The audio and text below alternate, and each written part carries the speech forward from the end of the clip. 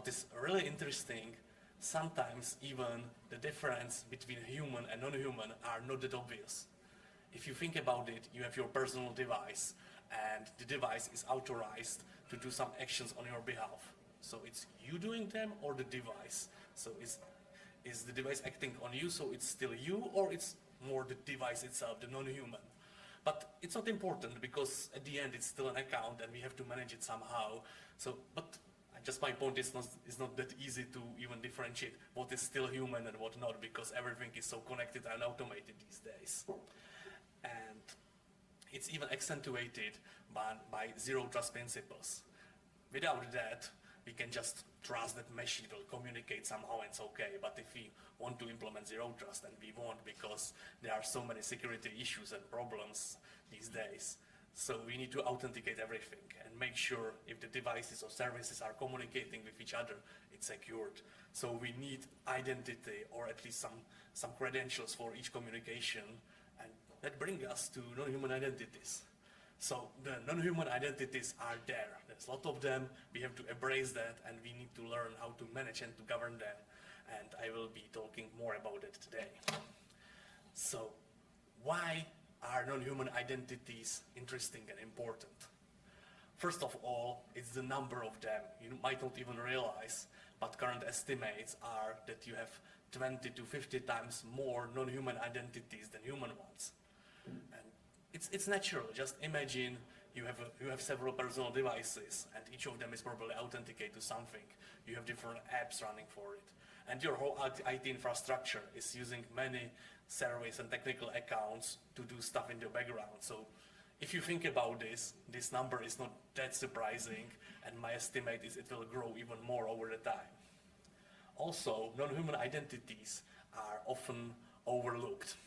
So imagine some IT administrator creating new service, and he just needs to call an API of external service.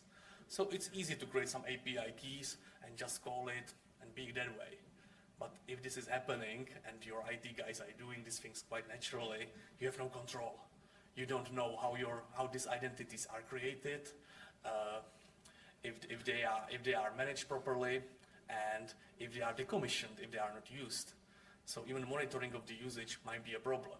So you might not even know how many of these identities you already have in your IT. These two things together, the number and this you don't have the control of the life cycle, bring us to potential security issues, because it's create huge attack surface that potential attackers can use. So you have to handle it somehow. And the problem, which even accentuated the thing with non-human identities, is that they are privileged by design. The non-human identities typically do system-wide things, and they need system-wide accesses to do that. Or even if you have some assistant acting on your behalf, it probably can access all your data. So again, privileged by design, it just makes the problem even worse. And thinking about it, non-human identities are harder to manage. So the problem is obviously the scale. There are so many of them, and you don't even know where to start, because with human accounts, you always have the owner, the person that has some position and some task to do. With non-human identities, it's hard to do this inventory of them and to even find out who is responsible, and it might not even be a single person, maybe it's the whole team. And if the whole team is responsible, sometimes no one is responsible because it's in the team, right? But having a single person who know what the identity should do might be difficult to track. So what are the types of non-human identities? I already named some of them just for completeness. Obviously, it's typical service account or administration account, so admin account, root account on Linux devices, or several specialized accounts like database administrator and so on. Many of these may be not used regularly. It's like your last resort. If your all admins get lose their personal access, you have this backup account, so they exist there. There are accounts for devices. Might be printer, might be your personal device. You can imagine sheer amount of them. If we have IoT, this is a lot of devices that needs accounts, so this is part of it as well. Accounts for your application, either again personal or one or something that's deployed on server. It can be microservices if microservice architecture is popular, and all these services needs to communicate with each other, and again, you need accounts for that. Different type of automated agents, AI agents, some bot, web crawlers, all of these are non-human identities. And obviously in the IT, so integration code, CI/CD pipelines, workloads, and many others. So there are really a lot of them. What is the typical approach to management of non-human identities? If you look around even on this conference, most people start thinking on non-human identities from low level. So obviously there is this huge potential attack surface on them. So we are thinking about security, how to make it more secure. And first thing that typically pops in mind are credentials management, because these identities act autonomously, so the credentials have to be stored somewhere so that when you start the service, identity can just start calling APIs and do what it's supposed to do. And to make it secure, we need to manage the credentials, rotate them, and if you have people who are responsible for the identity and can have access, they might leave the organization and then you need to change the credentials and so on. So this is the typical approach, how we handle credentials, rotating them, making it more secure. Then we are thinking about what the identity is supposed to do. So we are thinking about authorization, how to protect APIs and limit what the identities can do. And again, by that, lowering the attack surface. And then we can combine it with general monitoring. So try to discover all the non-human identities that we have, what they are capable to, have some risk assessment, taking it from this angle. And there are many existing specialized solutions for each these individual problems. So if you look around on this conference, I guess you will see a lot of them. But we want to offer a different view on non-human identities. We are Evolveum, which is a European company, and we are developing our own IGA solution called Midpoint, which is open source. And we were thinking naturally how this fits in our way to thinking, how non-human identities fits into identity governance and administration. So for that, we are thinking how we can put it in. And to be honest, the identity governance can be like the essence of managing non-human identities, because this is a completely different view, rather some like a high-level approach to non-human identities. And we want to answer the basic questions.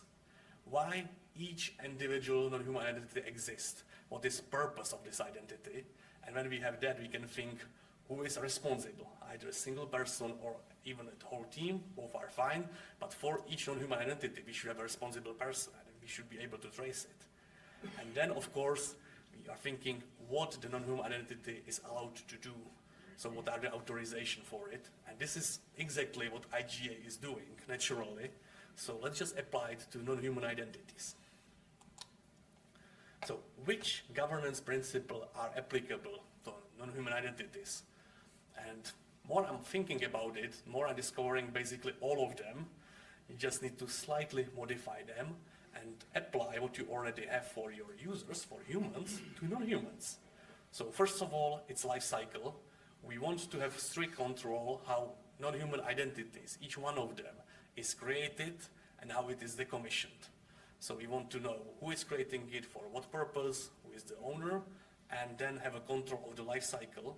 And the non-human identity can have even, for humans, we have joiner, mover, leaver, and the same thing can be applied to non-humans, because joiner is how it's created, leaver how it's decommissioned, and mover is also a natural thing. Let's imagine you have a backup solution and you are connecting new system to your infrastructure which needs to be backed up. So even this existing identity needs to get new access rights, right? So this is also part of the basically mover process in some way.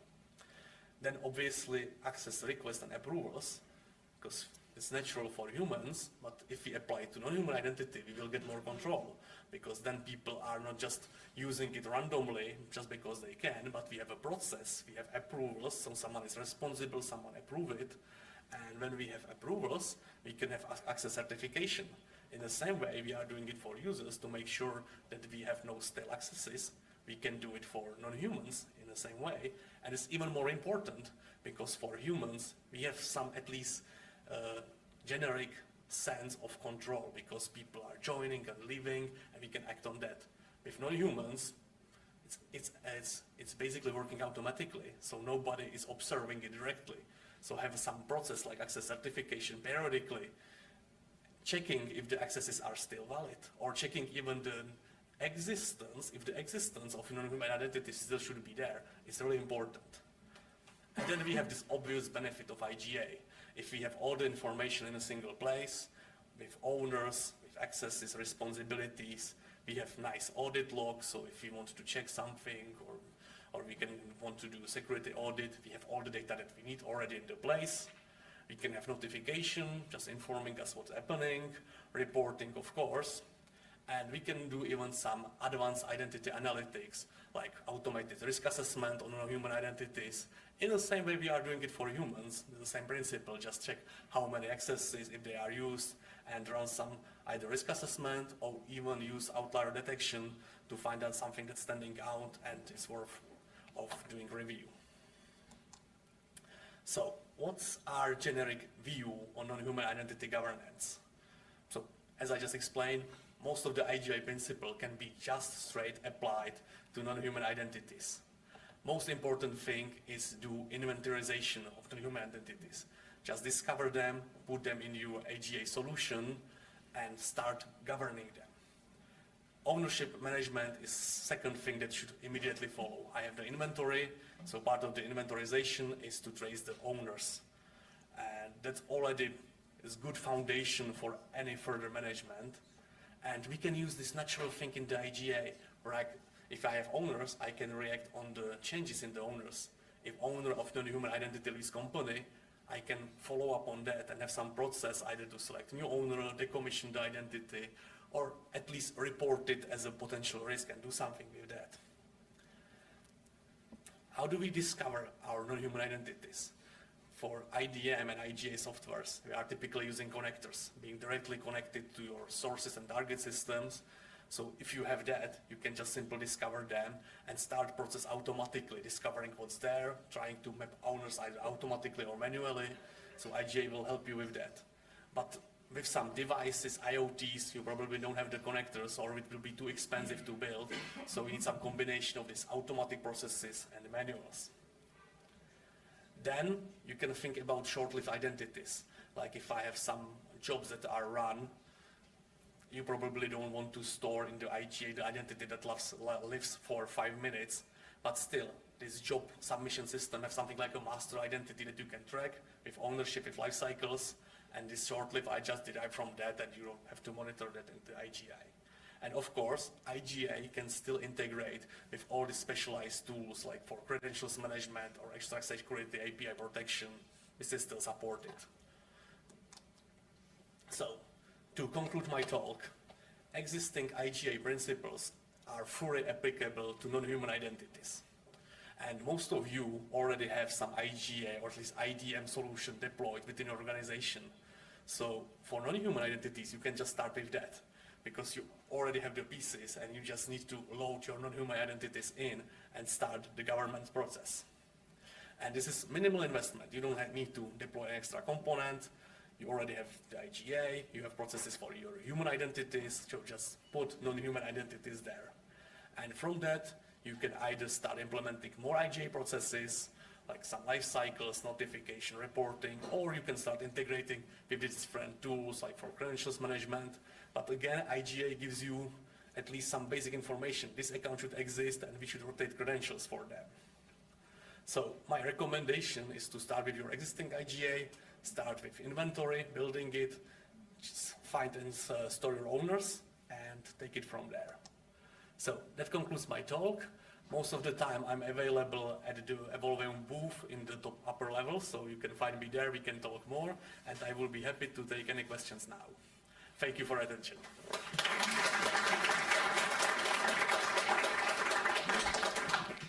Thank you so much. Do we have questions in the room? Okay, well, I have a question for you. We talked about ownership. So what advice would you give to teams or to organizations on clarifying the ownership? It can get quite complicated since the account might be a team account. So what's your best approach to that? Yeah, I would recommend to start identifying at least the team. So the team can be their owner, and it can be completely fine, but still someone in the team should be responsible or aware. So probably the team leader should acknowledge this is the team responsibility, and if no one from the team can reply, at least the team owner should solve it somehow. So this is good start, and it can work. If you can name individuals, it's usually better, because individual is always but transition responsibility, but team is also fine. Yeah, great. Thank you so much.